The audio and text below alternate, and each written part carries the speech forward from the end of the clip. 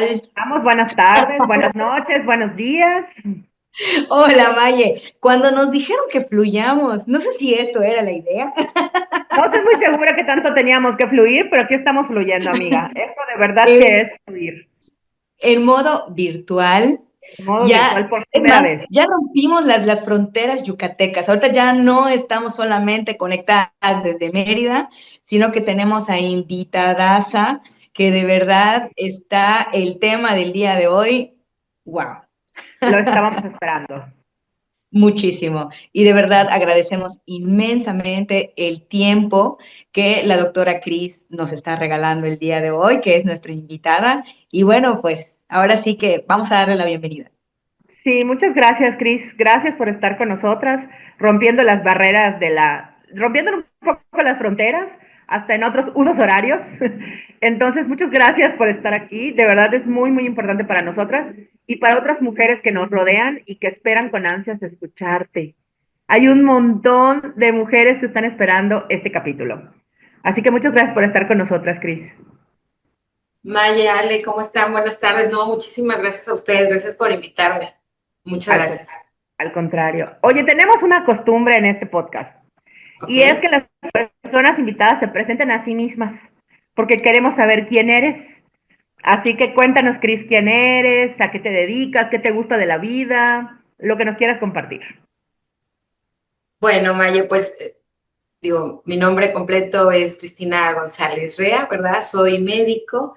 eh, Estudié justamente toda mi formación es en Yucatán. eh, Soy ginecóloga y bueno, ya próximamente oficialmente sexóloga en los trámites finales, ¿sí? Vaya, bueno, yo nací en la Ciudad de México, crecí en Acapulco, estudié en Yucatán, en Mérida, toda mi formación médica es en Yucatán y ahora radico en Playa del Carmen. Entonces, pues bueno, esa sería como mi presentación. Ok, ok, ok. Oye, pero ¿qué te gusta de la vida? Híjole, muchas cosas, Maya. La realidad es que algo que me apasiona muchísimo, y no mentiré, toda la gente que me conoce lo sabe, es mi profesión. Me gusta mucho a lo que me dedico. Me apasiona muchísimo entrar a quirófano, estar en consulta. Entonces, más que un trabajo, creo que es la cosa más maravillosa que me apasiona hacer. Entonces, creo que mi trabajo es mi profesión y la actividad que más me gusta hacer. Ok. Wow, qué Lo maravilla. he disfrutado contigo en carne propia, así que muchas gracias. Oh, Muchas ella gracias, Cris. es tu ginecóloga, ¿no? Ella es mi ginecóloga, sí, la presumo muchísimo por todos lados. Ya vamos a Muchas hacer gracias, viaje Maya. a Playa del Carmen, que varias la vean. Ah, pues ahí está, Muchísimas gracias por la cuando vaya, confianza. me avisas y nos apuntamos Nos para el apuntamos para el viajecito a viaje, sí. playa. Sí, sí, sí, Claro sí. que sí. Y bueno, pues realmente el tema de hoy es un tema que está como, me gusta pensar que se está visibilizando más y que le estamos dando muchísima mayor importancia, porque muchos años creo que hubo, no quiero decir como un silencio, pero como hubo como muy poca información al respecto. Y ahorita pues las cosas están cambiando, estamos como que volteando a ver temas que realmente nos, pues ahora sí que a todas las mujeres, sobre todo cuando ya estamos como llegando a los 40, empiezan como a ver como estragos, síntomas, y creo que ese es el tema que nos trae el día de hoy. Y por lo mismo de que hablo por mí, la mayoría de las mujeres que me rodean, sí son mujeres que ya están entre los 40, 38, 40, un poquito más para allá. Sí, morimos de ganas de saber cosas, Cris, sobre la menopausia, sobre la perimenopausia y estas cosas que durante la juventud igual y no se piensan ni se platican, aunque creo que sí sería buena idea platicarlo, pero creo que es poco común. Pero en mis grupos de amigas y de las amigas, todas andamos preguntándonos, ¿en serio hay que tomar inositol? ¿En serio hay que tomar hormonas? ¿En serio hay que hacer ejercicio de peso y no solo cardio? O sea, miles de cosas que nos preguntamos, ya sabes, ¿en serio hay que tomar vitamina D? O sea, ¿cómo se hace eso, no? Entonces, pues la verdad es que nos morimos de ganas que nos cuentes todo lo que sabes al respecto. Bueno, Maye, básicamente creo que me gustaría un poquito como aterrizar esta parte de la menopausia, enfatizando que es un proceso, ¿verdad? Biológico, no debe ser considerado como un evento patológico o una enfermedad, sino más bien un proceso de transición que vivimos las mujeres, ¿no? Pasamos por la infancia, pasamos posteriormente a la adolescencia, viene con la adolescencia la pubertad, ¿no? Y el inicio de nuestra primera menstruación, y así vamos transitando posteriormente a nuestro periodo reproductivo, ¿sí? Y posteriormente ya para llegar al fin de la última menstruación, que es cuando ya se le pone el título de menopausia, ¿sí? El climaterio o la perimenopausia son esos años anteriores a que termina el fin de nuestros ciclos menstruales, cuando ya dejamos de reglar. Entonces, la menopausia es cuando ya pasamos un año sin menstruación, se establece casi como el título menopausia. Obviamente toda la parte previa, los años previos que anteceden a la menopausia, estos cambios y estas fluctuaciones hormonales. Entonces, aquí es importante porque, como comentaba Ale, ahora se visibiliza más, se concientiza más y se maneja mucho la medicina preventiva. Siempre la prevención para que podamos llegar a la menopausia como unas guerreras fuertes. Entonces nos tenemos que preparar para llegar a esa etapa lo mejor posible, ¿no? Y aquí también viene un componente un poquito, creo, ya de la actualidad. La mujer, fuera de esta cuestión biológica, reproductiva, en donde las hormonas decaen, viene este declive de la parte endocrinológica, nosotras queremos seguir trabajando, queremos seguir siendo productivas, queremos seguir teniendo orgasmos, queremos seguir funcionando, ¿no? Y es ahí donde viene toda esta medicina preventiva y de los suplementos que tenemos que tomar, de la actividad física y, por supuesto, valorar en qué momento se requiere la terapia de reemplazo hormonal. Entonces, partiendo de eso y creo que aterrizando también un poquito a tu pregunta, Maya, ¿qué cambios, no? O sea, ¿por qué sí tomo, por qué no tomo? La realidad es que el declive hormonal empieza a partir de los 30 años, empiezan las fluctuaciones. Posteriormente empiezan a ser como escalonadas, muy discretas, pero a partir de los 40 años, pues es definitivamente la calidad de los folículos y de los ovocitos, que son las estructuras que están en el ovario, pues obviamente empieza a disminuir en cantidad y a disminuir en calidad, ¿no? Y el aporte, por lo tanto, hormonal, los estrógenos y la progesterona también empiezan a disminuir. Entonces, estas dos hormonas, ¿no? Que regulan nuestro eje hormonal, tienen varias funciones hermosas y positivas, ¿no? Nos dan esa densidad ósea adecuada, entonces nos previenen de una osteoporosis, nos ayudan a la memoria porque son neuromoduladores, nos protegen, ¿verdad? También tienen mucho efecto protector en el endotelio y eso significa que cuando empieza su declive la mujer tiene más riesgo de tener problemas cardiovasculares, se incrementa el riesgo cardiovascular y bueno, también vienen cambios en toda en la piel, en las mucosas y vienen estos problemas genitourinarios que también es importante mencionar. Entonces, básicamente vienen también cambios en nuestra grasa abdominal, en nuestro cuerpo, en nuestra piel, en todo, nuestro cabello, la memoria. Entonces, de ahí tenemos que tomar varios suplementos porque en realidad, tanto hombres como mujeres, pero en la mujer yo considero que es más marcado porque realmente es un periodo de transición en el que termina la función óptima hormonal y nos tenemos que readaptar y reajustar a esta siguiente etapa de nuestra vida. Me llama Entonces, mucho me llama mucho sí, la atención, Cris, cuando dices que queremos seguir teniendo orgasmos. Por supuesto que queremos. sí, claro, porque es algo que, por ejemplo, en mi experiencia, en mi consulta, siempre es algo que hay que rescatar, ¿no? Que la mujer siga teniendo una sexualidad adecuada. Va a cambiar, por supuesto, ¿sí? Pero no tiene que ser como para mal o tiene que ser algún bloqueo, ¿no? Con los cambios hormonales que tenemos. Porque definitivamente, si no lo sabemos transitar de manera adecuada, con aceptación, con cariño, hablarnos con compasión, con amor, pues nos afecta mucho también la parte de la autoestima. Y eso influye en la actividad sexual, más los cambios endocrinológicos y hormonales que vivimos. Entonces se convierte en un caos que hay que empezar a dividir y empezar a transitar con la mayor gentileza posible.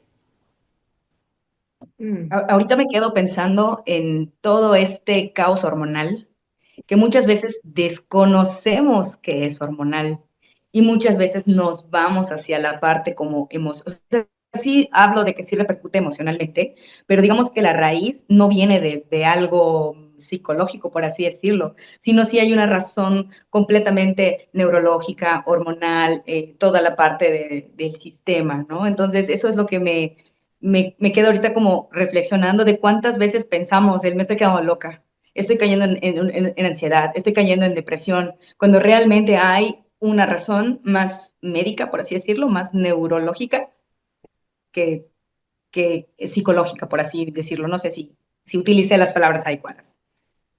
Sí, Ale, claro, pero fíjate también que considero yo que es una etapa de la vida, así como la adolescencia, que vienen cambios hormonales importantes, que la menopausia o la perimenopausia sí requiere un manejo multidisciplinario. O sea, sí estamos como más sensibles por estos cambios hormonales, pero también viene el componente psicológico, por supuesto.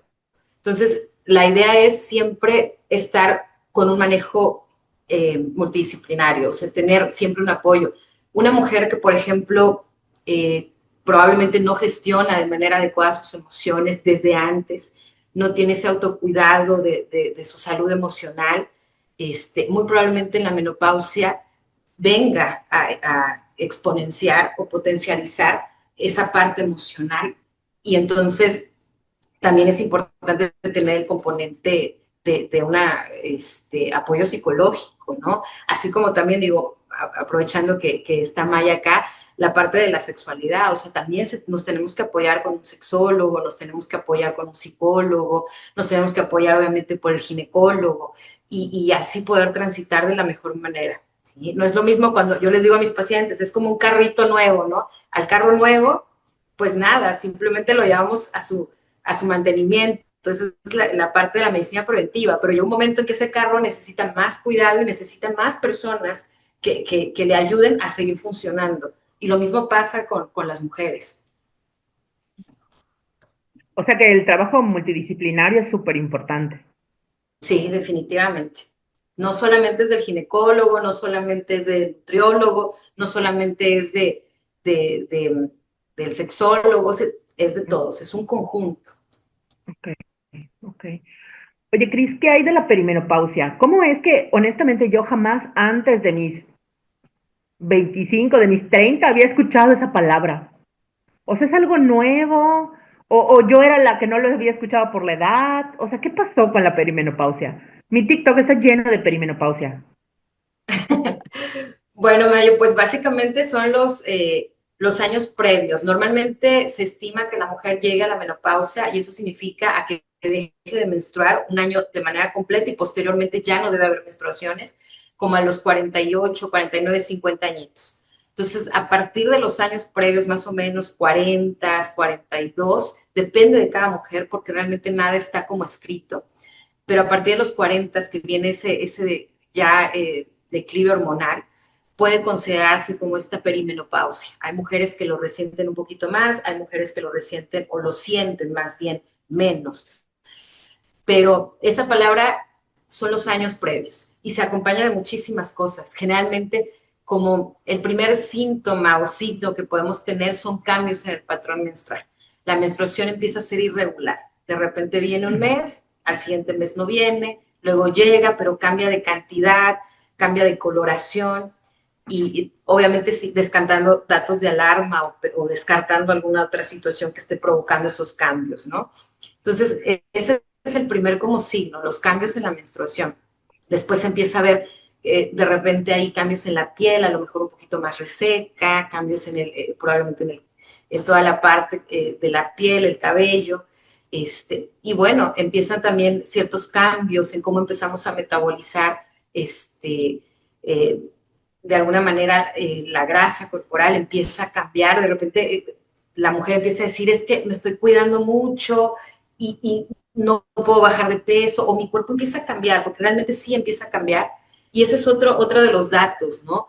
Y bueno, después el más temido o el más agotador son los bochornos, que empiezan a ser como muy aislados, y después empieza a haber una época cuando ya de alguna manera estamos más probablemente cercanos a que la función ovárica termine, que se resienten todavía más y son muy constantes, ¿sí? Entonces, el bochorno creo que es el síntoma que la mujer de alguna manera sufre un poquito más o no le gusta tanto, porque sí es muy desgastante tener esos cambios de temperatura como muy intensos en completo reposo y el agotamiento. Es como si yo voy y en mi mente hago un maratón y regreso y estoy en el mismo lugar, ¿no? Entonces son muy desgastantes sus cambios vasomotores.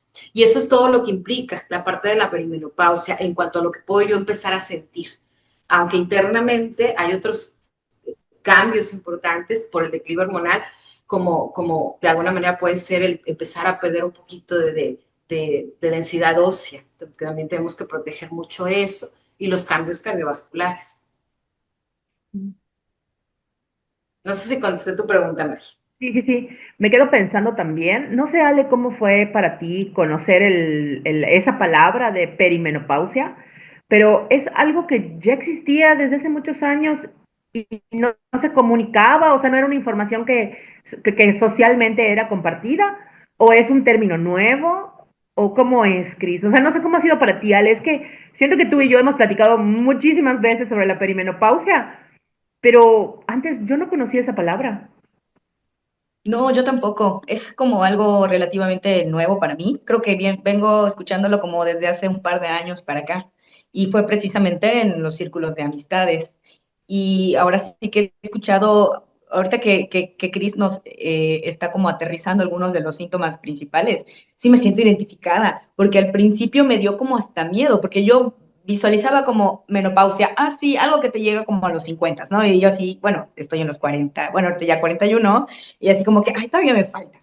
Sin embargo, ya cuando empiezo a escuchar las conversaciones de otras amigas que están en el rango de mi misma edad, y de repente ahorita escuchando a Chris con los síntomas, y yo así, check, check, check.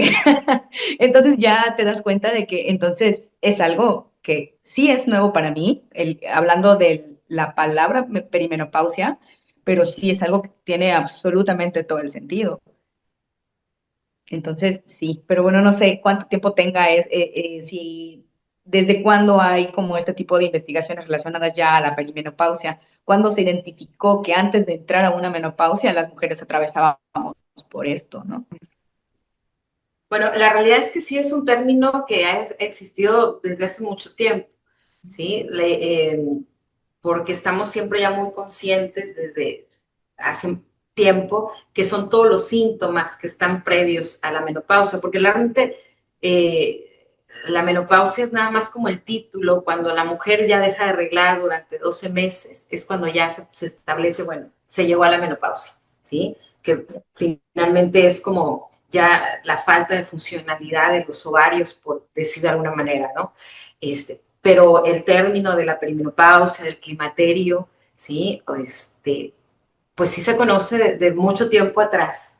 Entonces, sí es algo, lo que sucede, quiero pensar, son obviamente muchas cosas. Una, pues sí, conforme nos vamos acercando, digo, y lo abrazo yo también como una mujer que está en ese proceso, conforme nos vamos acercando a esta edad, pues obviamente son cosas que nos son más sensibles y que buscamos más información o que nuestro mismo círculo social empieza a hablar como del mismo tema, ¿no? Antes probablemente hablábamos de otros temas en la adolescencia, en la etapa reproductiva, pero conforme vamos creciendo con nuestras amistades o en el círculo en que vamos, pues obviamente ya es un tema que se aterriza más y se convierte más común, ¿no?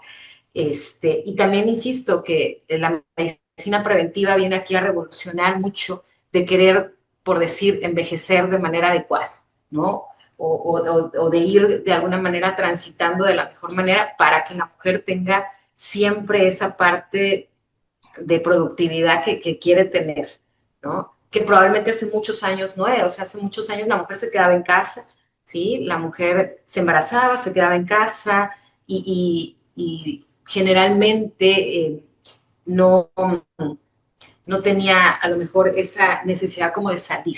No significa que eso esté mal, por supuesto que no, pero ahora la mujer, aunque sea ama de casa, quiere salir y quiere seguir siendo productiva y no quiere que se le olviden las cosas y no quiere tener una enfermedad crónica como hipertensión o algún otro tipo de situación, o sea, y se quiere seguir viendo funcional. Y creo que ahí radica en que quizás se está poniendo más en tendencia, como dirán los jóvenes, ¿no?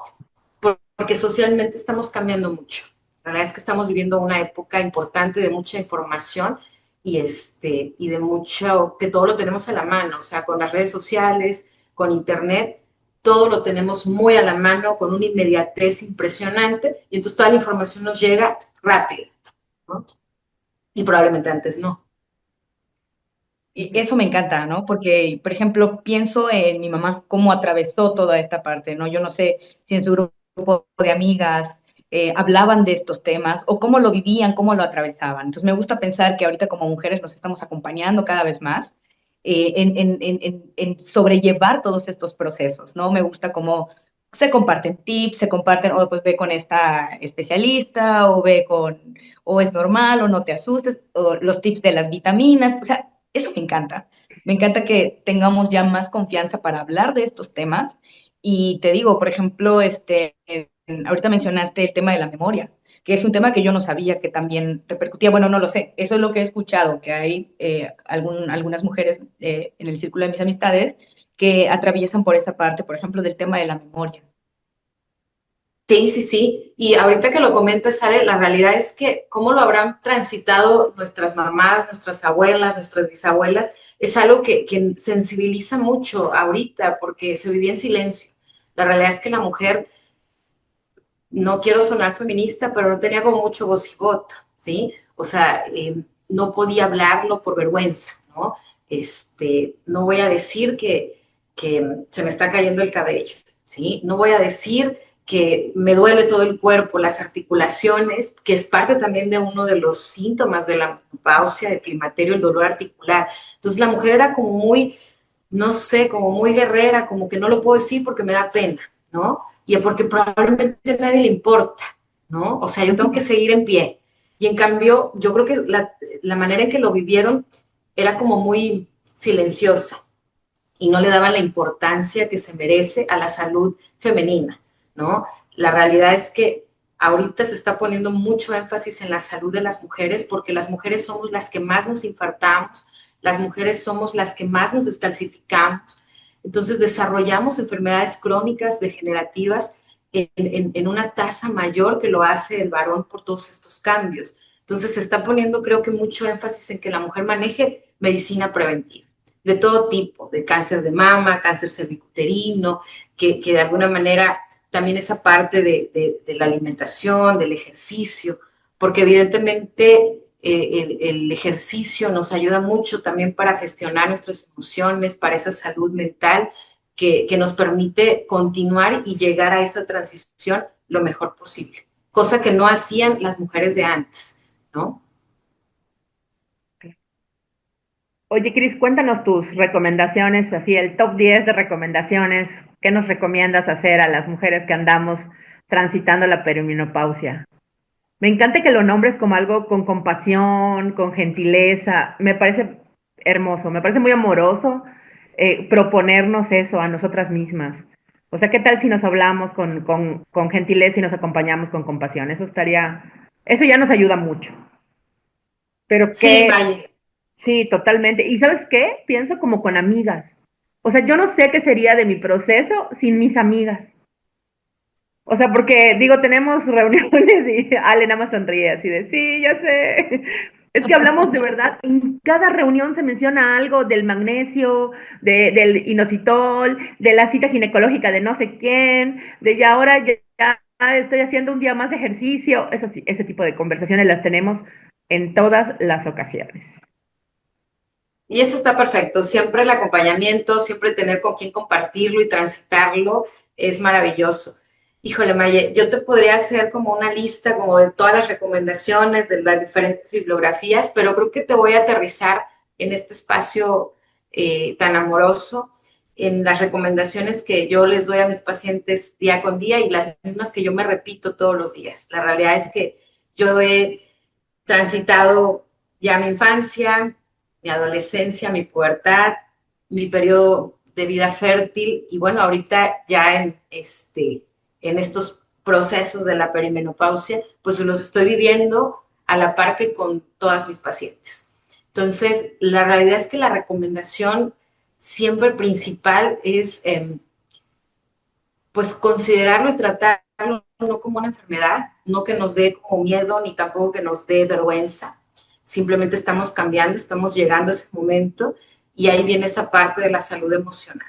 Sí tenemos que apoyarnos. Yo creo que la terapia en general es importante, todos debemos ir a terapia. Entonces, siempre tener ese recurso, ¿no? Estoy transitando por este periodo, pero también tengo que entender que mi salud emocional es muy importante, ¿no? La segunda, pues obviamente alimentarse lo más sano posible, siempre es algo muy importante porque nos ayuda a que todo metabólicamente esté en óptimas condiciones o lo mejor posible, ¿no? Aquí de repente es no alcanzar como estándares de que quiero ser la más fit, quiero hacer el deporte más extremo, o sea, no. A mi ritmo, a mi manera y a mi autocuidado, comer sano lo mejor que yo puedo, a mi tiempo, a mi ritmo. La actividad física sí es importante. Lo que me comentabas hace un ratito, Mayer, el cardiovascular, pero también el ejercicio de resistencia y también de músculo. Nosotros empezamos a perder masa muscular y eso obviamente repercute en nuestra salud. Entonces, a partir de los 40 añitos, el ejercicio que más nos conviene, por decir de alguna manera, a las mujeres, es poquito cardiovascular, mucho de resistencia y mucho de músculo. Pero siempre tratar de tener como ese cóctel lo mejor que se pueda, ¿no? Pero sí músculo.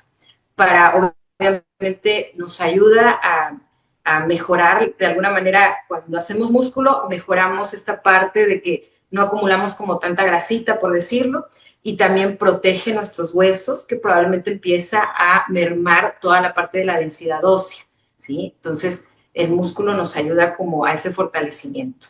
Creo que esa es mi recomendación siempre, y suplementarlos, ¿sí? Pero también que con un poquito de cuidado y precaución, que no sea como receta de cocina, ¿verdad?